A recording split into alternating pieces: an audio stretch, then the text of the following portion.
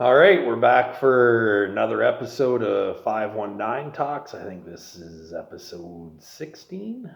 I am back with Izzy. I did a podcast with her a few weeks, or I guess it'd be 6 weeks ago, 2 months ago. And she contacted me and said she was ready to do another one. But tonight, we're actually going to talk with Elizabeth, not Izzy. And we're going to talk a little bit about her career in making making knives. Not making butter knives. We're not making hunting knives. Elizabeth is a professional knife maker in the art world. So everything that she makes is it's a piece of art. And so we're going to talk about a little bit about her knife making and her journey in knife making and how she kind of got into knife making and her inspirations and so on and so forth. So welcome back. Pleasure to be here. Elizabeth. So we've been talking probably for an hour or whatever before we even got started on this. And so you are a knife maker. By trade, yeah. By trade. And you have been able to basically travel the world doing what you do. Not the world, but multiple places in Well, the you've world. been to a lot of fucking places I've never. I've never been before for making knives and going to shows and displaying your artwork. And I've had a lot of amazing opportunities indeed. Yes, you have. And meeting a lot of amazing people from a lot of amazing places in the world as well.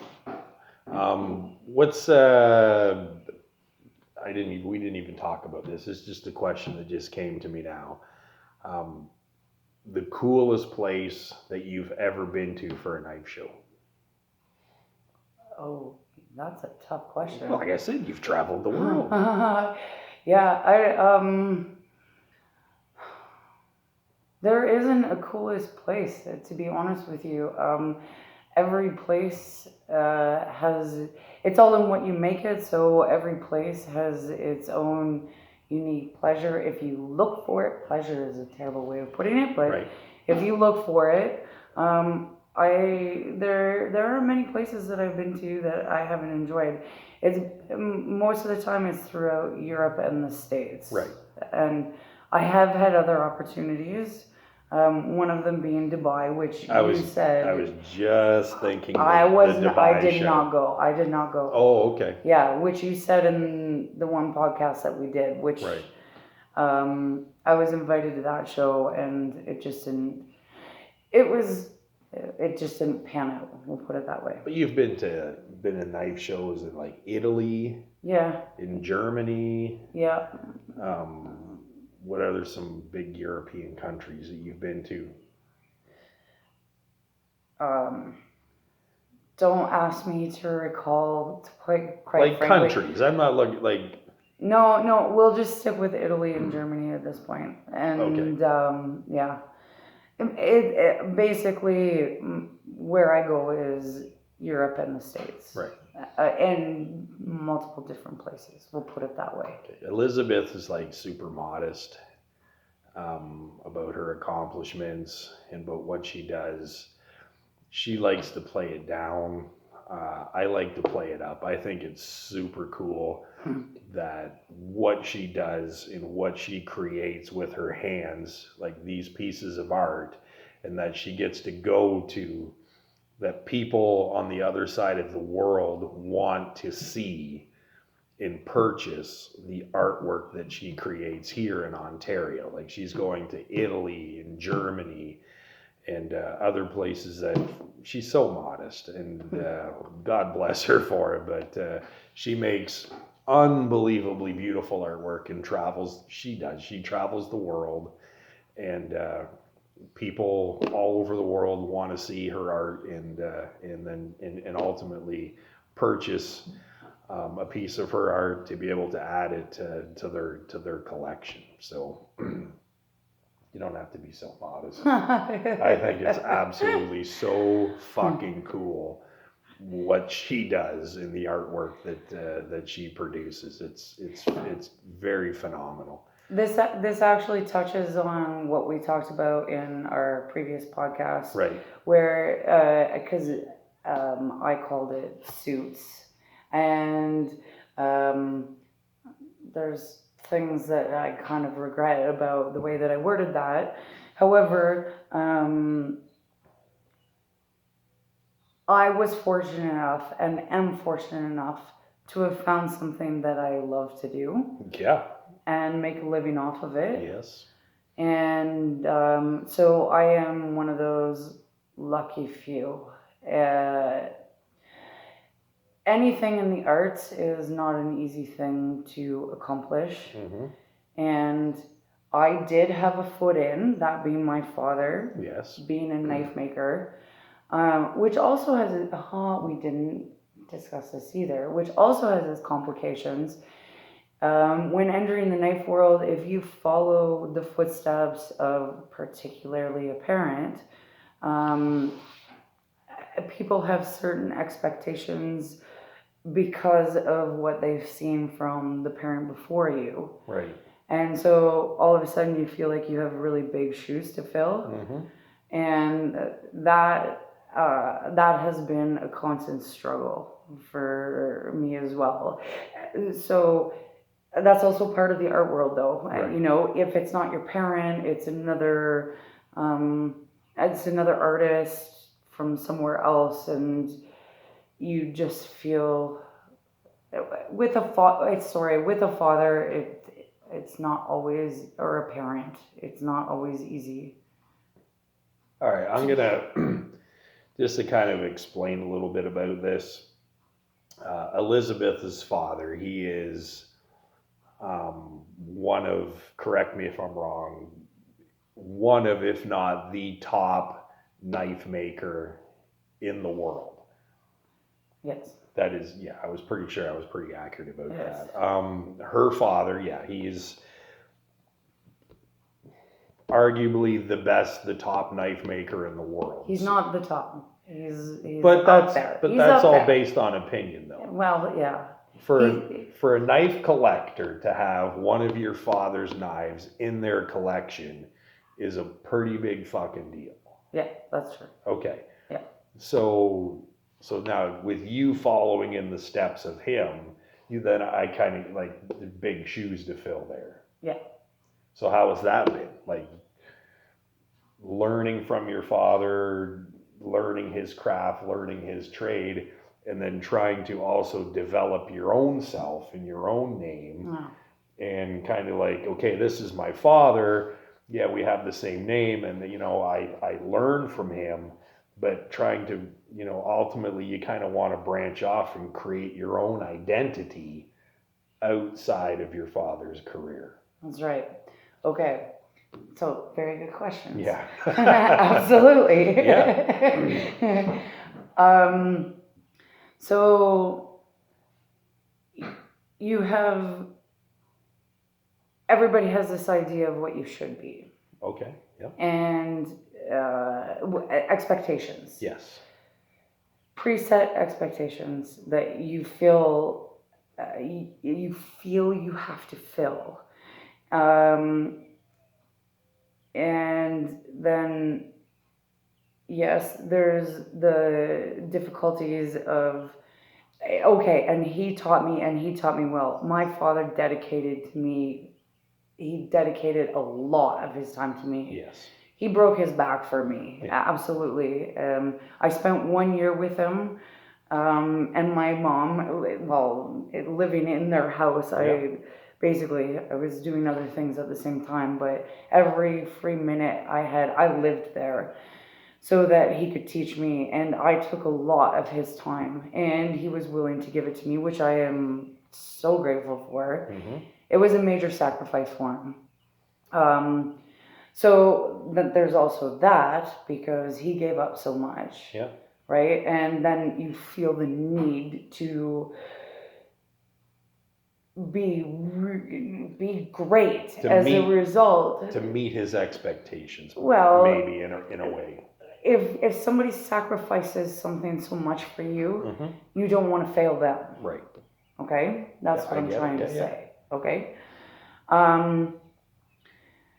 And then, yes, branching off, and obviously, there's been multiple times where we've had, I want to go and do something this way, and he disagrees with it, and Right. it's really tough.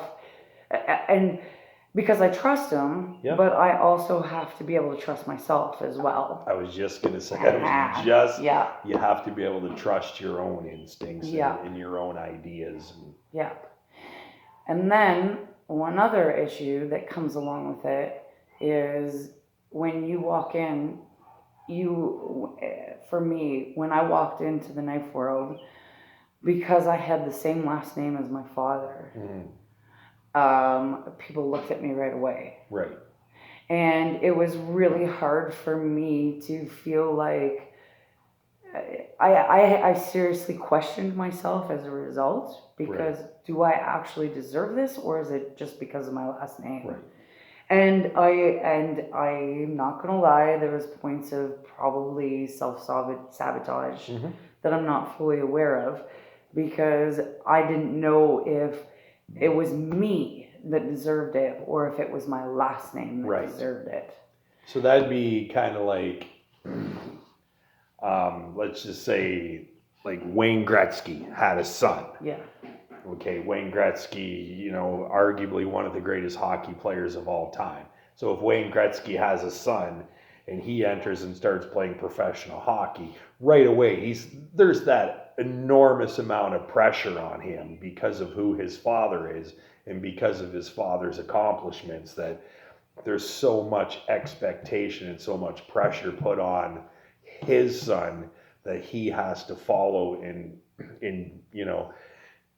do incredible things in that sport. And I can imagine that is very similar of what you're trying to explain. Yeah. And I think a lot of children who even taking over a family business or something like that, it doesn't matter. Anything that you stay within the family, you have expectations on the child that takes over a parent's or a grandparent's business that sometimes are unrealistic, or sometimes it just kills you because you don't know if you can be good enough. Right. Because they did so well. Well, are you going to be able to do that well? Right. What if you fail? There's all kinds of these questions that go through your head. Big shoes. So do you, this might be an unfair question, and I might be putting you on the spot here, and you can decline to answer this, but do you feel, from what we just discussed, okay, yes, my father has a big name in the knife world. I come in with the same name. So there's a lot of expectations and a lot of pressure on me to put out an equally valuable product as what my father does. Do you think or feel that you have done that? Because I've seen your work. I've seen Elizabeth's knives up close. I've held them in my hand. I've seen her father's knives. I've held them in my hand. And to me, as an outsider, as somebody that doesn't really know much about it, I can't tell the difference between Elizabeth's knives and her father's knives. They're, in my opinion, they're equally, the quality is par with each other. Do you agree with that? Absolutely not. No? I'll never be as good as him. No, that's true. And I'll never be as good as him. That's the answer I was expecting. Yeah. I was totally expecting that answer. Thanks for setting me up. I was totally expecting. And in a way that it's kind of the right answer, but I disagree. yes, your father has many, many years of experience, and like I said, he's built the name, but I've seen your product. I've seen your knives, and in my opinion, they are as almost to this, like to this, I can't tell the difference. The amount of detail in the effort, in the time, in the creativeness, in just the whole process of creating that. There's a difference. And Yeah. yeah, obviously you would know because, Yeah. but I'm just like, that's just a Yeah. phenomenal piece of artwork, and I'm proud as shit of you and for you and to know you. The fact that, like I have such a close personal friend that's like at the fucking top of the heap for what she does and so successful at doing it, and that's fucking cool. Okay, you're making me blush. But no, it's true. Like Liz, she's very, very modest about her accomplishments, and I think she should be more proud of herself than what she sees. But I think that it's crazy, and I'm gonna bring this up too. We talked about this before we went live here. Elizabeth and her father have been in multiple magazines. Probably not any magazines that any of my viewers have ever read or even know that exist. But anything that anybody's interested in whatever avenue that is, there's probably a magazine that covers that. And yes, there is magazines about knife making and so on and so forth. And we just had this conversation about Elizabeth and her dad were on the cover and the main story in multiple magazines and interviewed by multiple magazines and been in multiple magazines for their artwork. And you said, what was it, Blade magazine or something that you guys just this month are featured in on the head story or whatever? Yes. So just tell me a little bit about how the top knife magazine in the world gets a hold of you, and how does what? It's not the top knife magazine. But it's huge. You're being modest again. You're playing it down. I'm being honest. Well, a pretty reputable magazine in the knife world. There we go. That's a better way to put it. A reputable magazine. It's about wording, remember? In the knife world contacts you and wants to do a front page article on your work. Like, that's got to make you feel good about yourself. Don't give me the modest shit. Like yeah, you're querying me now. Okay. I'm not asking you to brag. I'm not bragging. It gives me hope. So how does it make me feel? It gives me hope. That's a 2-word answer. Hope for what?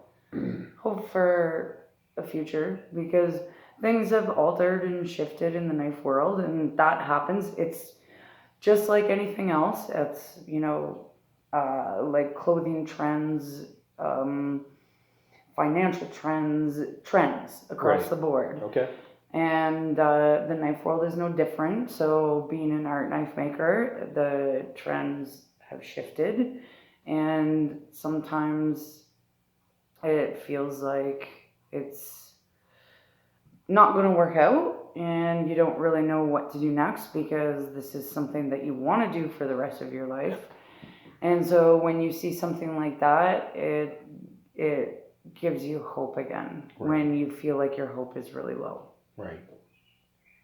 Well, it's like people, obviously, if these reputable magazines want to do a story on you, that means that the knife world is still relevant.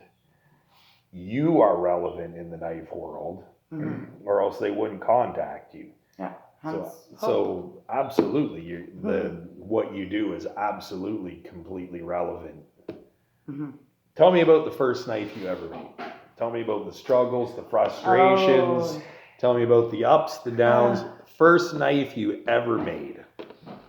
There's got to be some good shit here. Well, it was actually. Do you want me to tell you how it started? Yeah, I want to Okay. hear. We want to hear about the first knife that Elizabeth Lochner ever made. Okay. The first knife that I made, how I came about this was I've grown up in the knife world. Yeah. I've never known anything otherwise. That's right. And my parents would go to knife shows, and I'd get the stories back from them.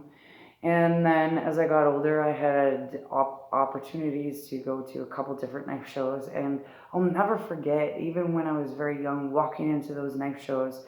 And there's something that it was like a spark, something just felt alive. I don't really know how to explain it. Then I just carried on my own life and did my own thing for a period of time. Yeah. And then I started, as I got older, I started traveling again, and I met my younger brother, and I met my dad at a Milan knife show. And I walked Which is in Italy? Yes. Okay. Milan, Italy. Yeah. Correct.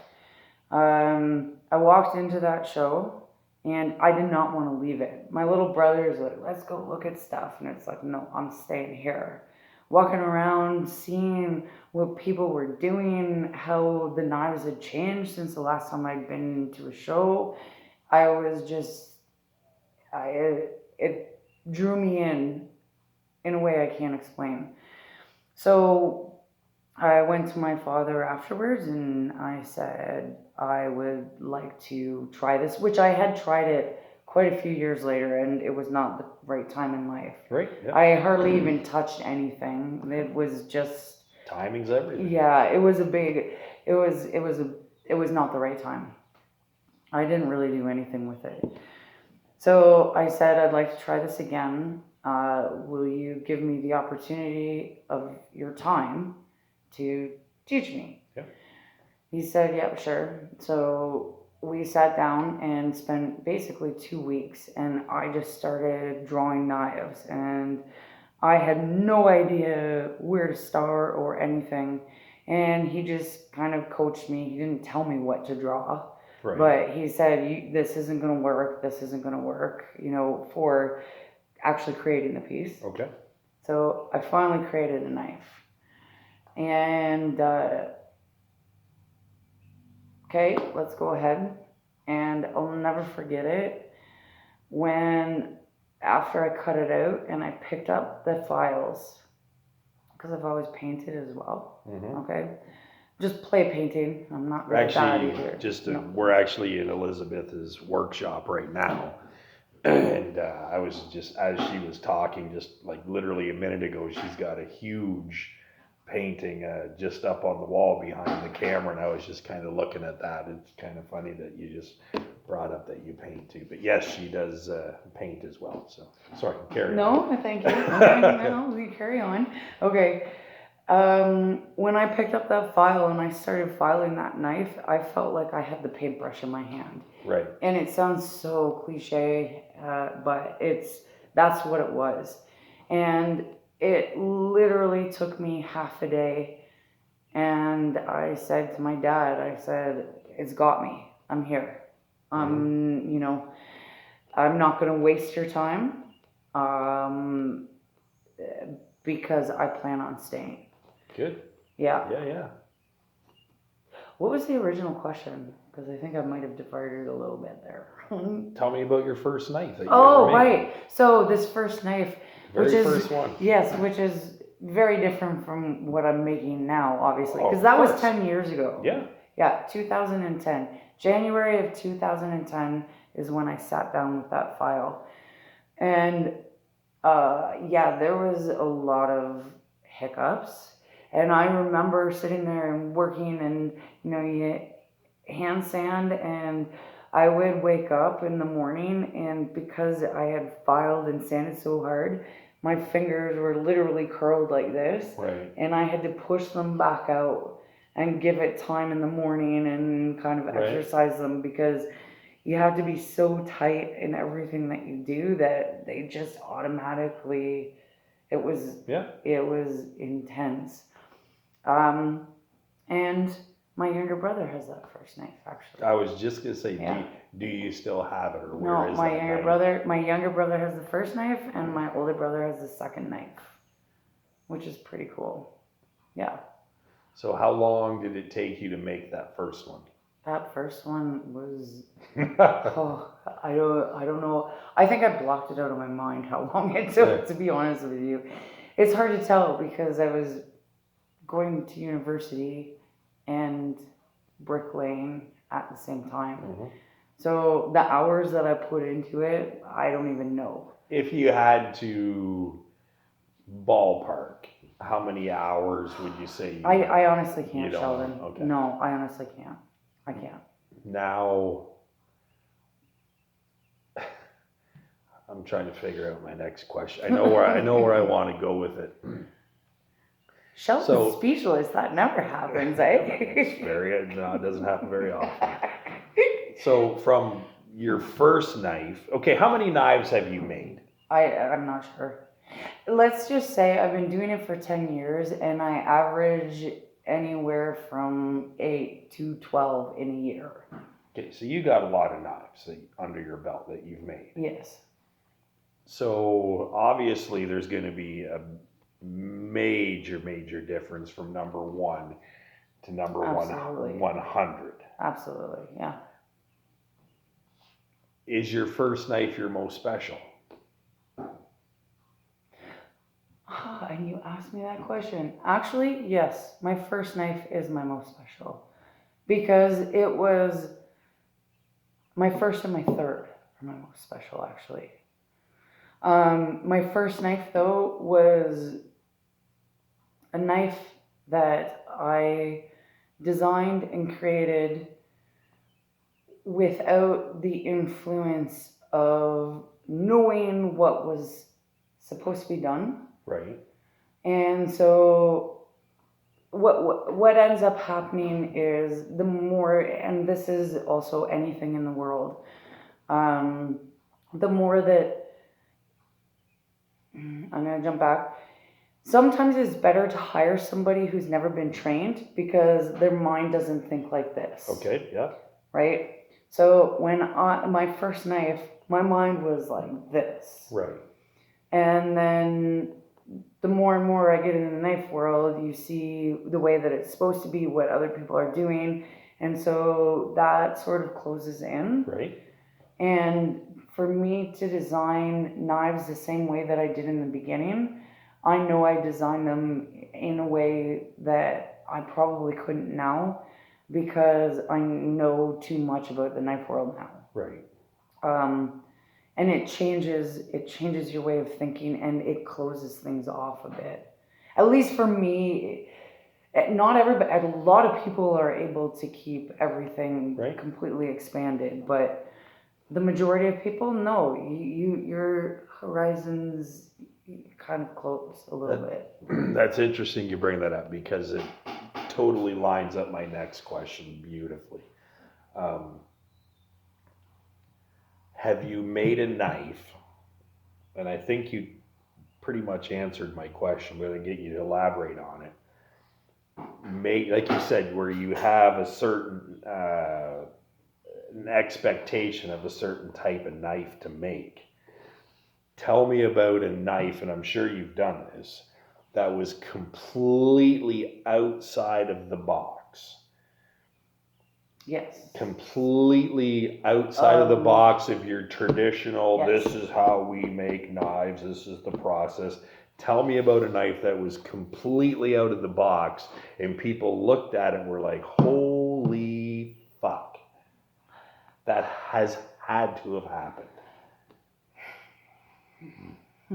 Because I know you're very creative. Now I have to get past my modesty to tell this story because I have. And I know I'm that having a hard time with this. I know I've seen some of your knives that were very much different from your father's knives as far as like inlays and the handles and just a completely different, completely outside of the box of what your father would have done. Because of your own creativity in creating branching off to Elizabeth, not I'm my father's daughter. You're really pushing me right now. I like to push the boundaries. Yeah. I like to ask the hard question. I know you've done it, but I want to hear about when something that you created that was so outside the box of what is the norm in the knife world. Okay. I was presented with an extraordinarily beautiful opportunity. There was an individual who remains anonymous, and I don't know if we're thinking about the same thing or not, but Okay. this is what I was thinking because it is out of the box. He remains anonymous, and he's been a knife collector, or I'm assuming he still is existing. Oh, I know who you're talking about now. First No. name starts with a V? No. Not him? No. Okay. You don't know. He's anonymous. Oh, okay. You have no idea what I'm talking about maybe right now. I knew. So he wanted to, he's a knife collector, a huge knife collector, and he wanted to donate money to the knife world to push people to think outside of the box. Right. So he went to a certain individual, that being Jerry Fisk. He's from the States. He's a bladesmith, beautiful gentleman as well. And he runs, there's a reason he went to him, let's put it that way. So he gave him a donation and said, do something with this money. I trust you, and I don't care how you go about it, but I want to see something different in the knife world. If I remember correctly, that was over $1 million. His donation? Yeah. I'm not gonna quote that. I don't know for sure. I think I heard that. No, I don't throw numbers out there that are unsure. I'm pretty sure it was a substantial. It was a substantial amount of money.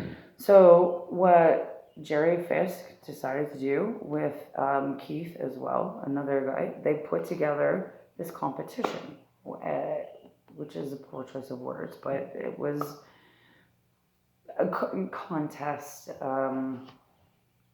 and they took 1 year, took applicants for a year, and they chose 3 knife makers from anywhere around the world, and you were given 1 year to create something new and different. Outside the box. Yes, okay, we'll maintain that, outside the box. And each one of those recipients was given a sum amount, and they could do what they wanted to do with it as long as it was something to build this project, this knife. Okay. This knife. So I was contacted, and I did end up applying last day.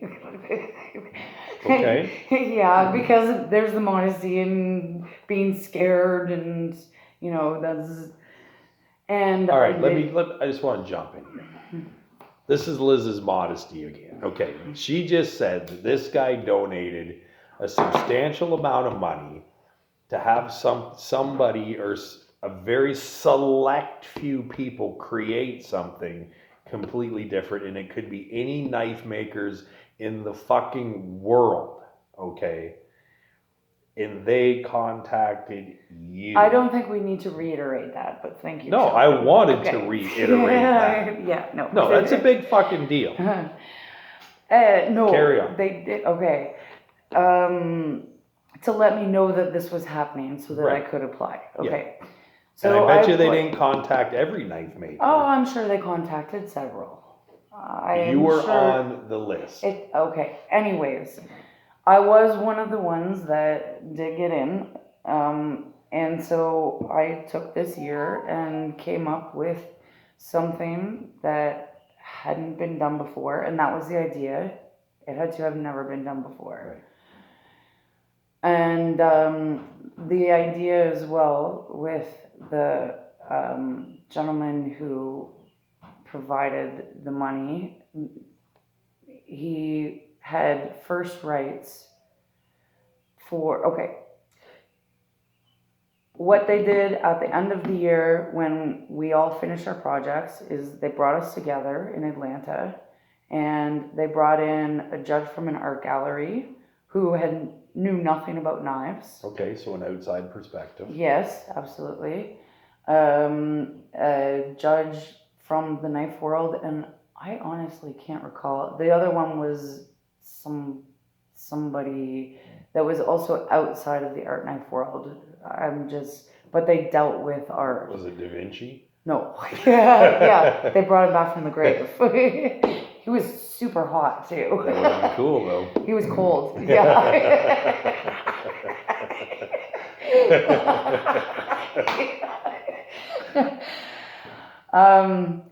So Didn't he paint the Mona Lisa?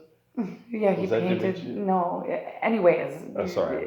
Let me finish because otherwise I won't be able to finish. This is not easy for me, Shelley. Okay.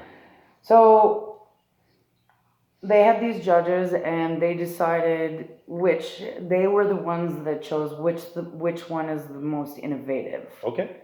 Okay, and the individual that was chosen by those judges to be considered the most innovative, the individual who gave the donation had first rights to purchase that if he wanted to. Right. Otherwise, we could sell it. And I was fortunate.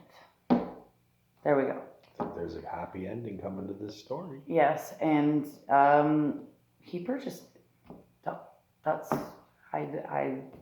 Yeah, that was an extraordinarily innovative piece for me. And part of what I did with it was I went to California and I took a course from Mary Lee Ray, who's an amazing artist. Almost sure that's where you were going with this. Yes. Yes. The cloisonne. Yes. So then I started adding cloisonne into my knives, and that's part of it. Explain what that is. Cloisonne is glass. Okay. Yes, it's glass. It's like stained glass cloisonne.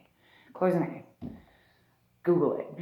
Yeah, Google it. Google it. I did. Google Mary Lee Ray. I think I seen that knife. It's not just a knife. I did butterfly with the two knives, and then you folded it, flipped them over, and it was a moth. So you basically won. Yes, for lack of a better, I don't like that term, but yes. Because you're modest. Yeah, well. And I appreciate that about you. Yeah, okay. Yes. So basically they contact the top, all these knife makers to create something completely different. First of all, she gets the call to be part of this. I'm proud as shit of this, okay? Okay. And that at the end of the day, she was the one that created the nicest knife out of everybody else that was part of this. There's only 3. It wasn't huge.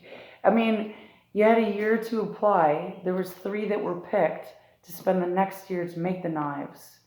So it was only 3 for them to choose from. I don't understand why you downplay this. Well, this chick's like fucking amazing what she does, and she's downplaying it. It's annoying. Well, I'm just stating the facts. Anyway. So so he purchased it. Yeah. So that's part of his collection now. Mm-hmm. Very cool. This is probably none of my business. Fuck it, I ask the tough questions because I don't care. And I can always say no. That's right. What is the most you've ever sold a knife for? That I won't answer. Okay. Yeah. I had a feeling she wasn't going to answer that one. We don't go there, Shelley. Can you disclose some of the knives your father's built, what they've gone for? No, I won't answer that either. Fuck, because I know the answer to that too. Yeah, well, that's not. And I won't disclose no. it. Are you running out of questions? No, I was really hoping you were going to answer that one. No. Because I know that it's. No, just don't go there. All right. No. I guess it's none of anybody's business. No, it's not. No, don't go there. All right. Yeah. Have you ever used Damascus in any of your knives? Absolutely. Ex- Oh, actually, hold on. I'm going to divert. Okay.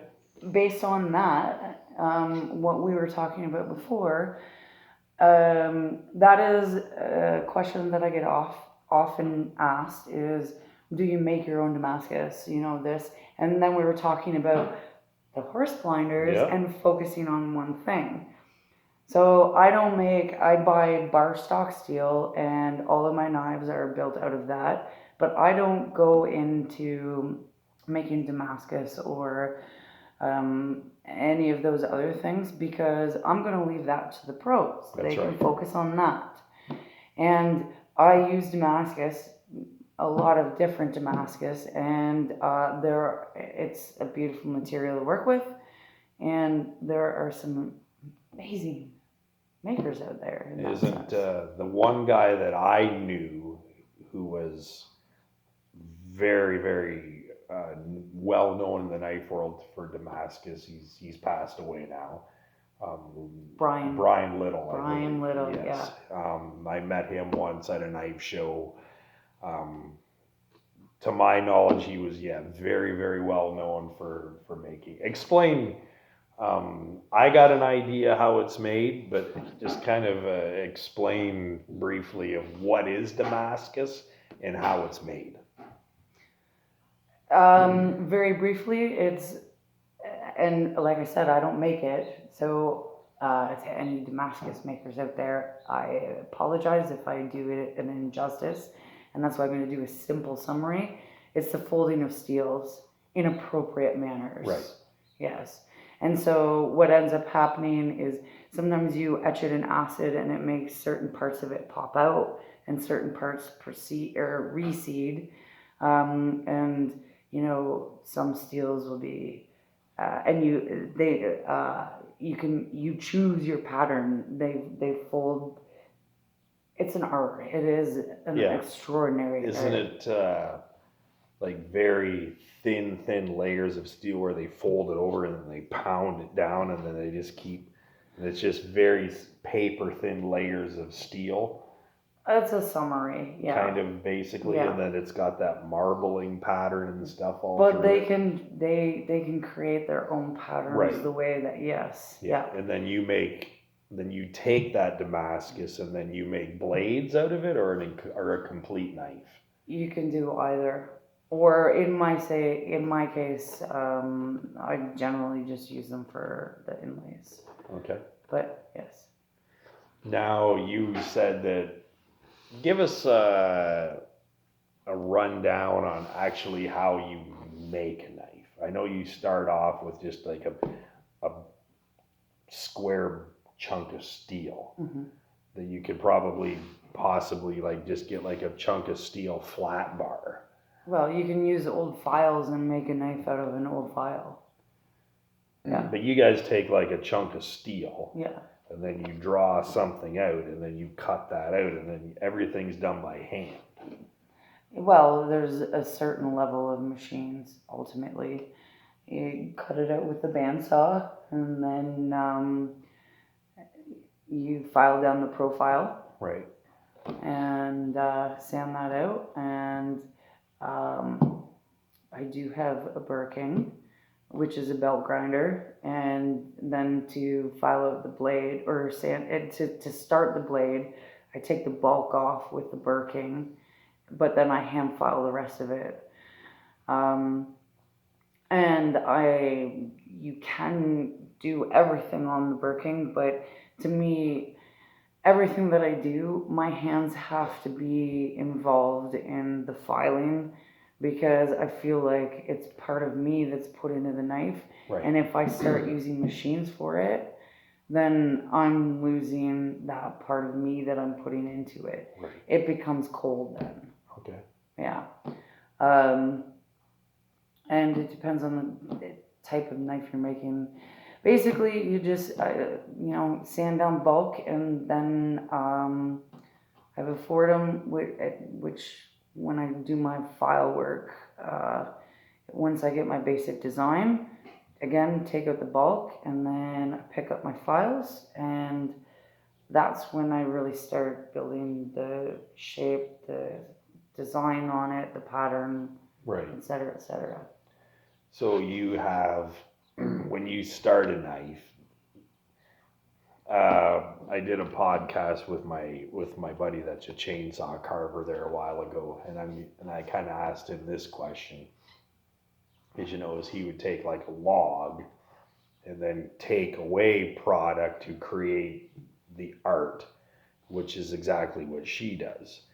So when you start a knife, do you have that vision of that knife already completely clear in your head as you're starting to file away the material to create the knife that's inside of that steel?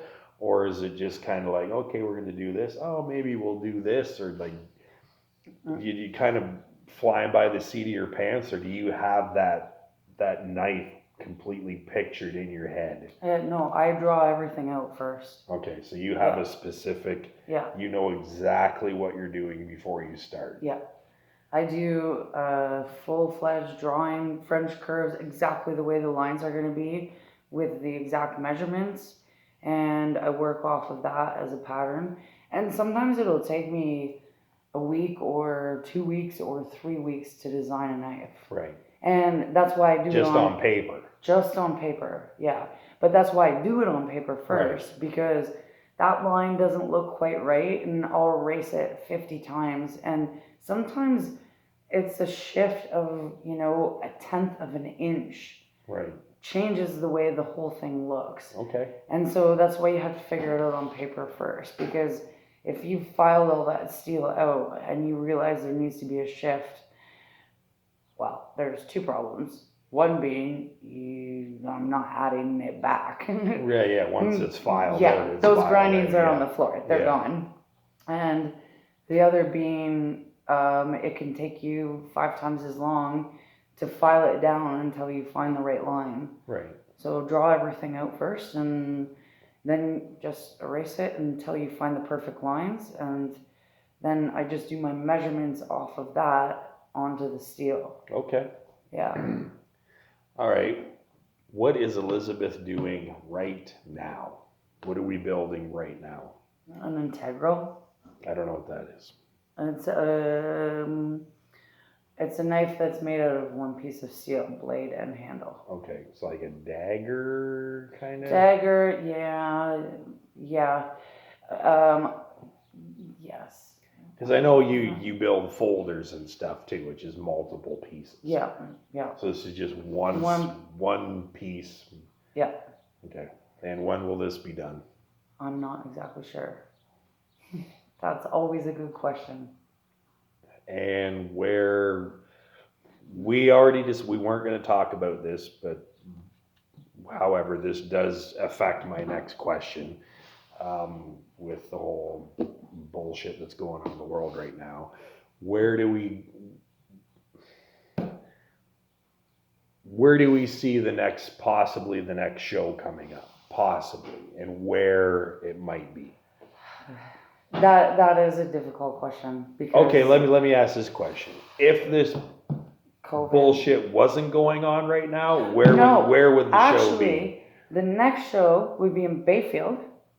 That is right. Aha, there you go. Yes. Yes, that is right. Chris Hamlin is putting on a show in Bayfield. Putting on a show. Yeah, well, that would be the next possible show. And then after that, Boise, Idaho in October. Boise, Idaho. Sounds redneckish to me. Sounds like bush beer going on. It's all very plainy and rolling hills, and Sounds like a bunch of NASCAR fucks or something. I don't know. The first, I don't know. I've never been there. This is the first time that show is there. I've never been. The first time I Googled an image of Boise, Idaho, I literally got an image of plains, grass, and a few rolling hills. I'm like, well, that's Boise? That is what I got. Yes, that would be my next show. And then after that, there's an opportunity. Somebody's starting up a new show, and this is for next April. Which will probably happen.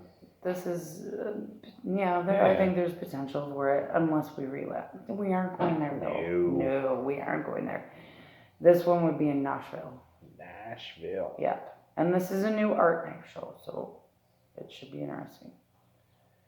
What if you did like, now here's my creative side, and my ideas are probably stupid retarded. If you're going to Nashville, okay, which is like country music capital of the fucking world, what if you could create a knife that somehow like has like a little, like one of those old school microphones or something, like somehow possibly in there, or like maybe like a guitar, it's like an acoustic guitar or something, or like a picture, like some Johnny Cash in there or something, or some fucking Dwight Yoakam, you know, like kind of incorporate knife into. Well, and that's actually know, that's actually interesting you say that, because a lot of the time when I know I'm making a knife for a show, I do think about where I'm going. Right. And I try to think about the people that exist in that area, that place, and I try to make something that I think would be appealing to that area. So you're actually well done. Or like maybe like another my creative side coming out. It's like I don't know how that like maybe like the body of a guitar. Yeah. And then the neck of the guitar, kind of like the blade or something, you know, like I don't know. Yeah. Just, you know, all right. Whatever. I'm not a fucking knife maker. Just throwing ideas I'm out not a there. knife maker. I fucking this is what I do. I just talk shit for a living. So anyway, what are we at? We're almost at an hour here. Yeah. So, any closing statements? No. We're good? I don't think so. Yeah. All right. What was if people wanted to Google the magazine to check that out? Blade Magazine. So if you want to Google Blade Magazine, if any of this has sounded interested to you, I'm super interested. Google Blade Magazine. Elizabeth Lochner and her dad are a featured article in this month.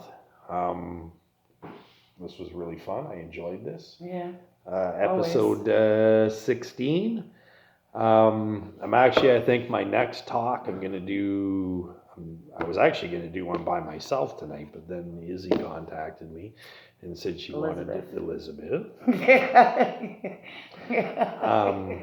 was going to do one by myself tonight, but she reached out and said she wanted to talk about a bit about the knife world. So I was like, basically, I just wanted to get it over with. Yeah. And now it won't bug me again, ever. So I'm going to upload this, and then my one that I was going to do by myself, that'll probably be episodes 17.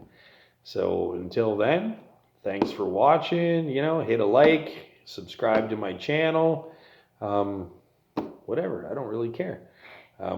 Thanks for watching. It's been a pleasure. See ya. Mm-hmm.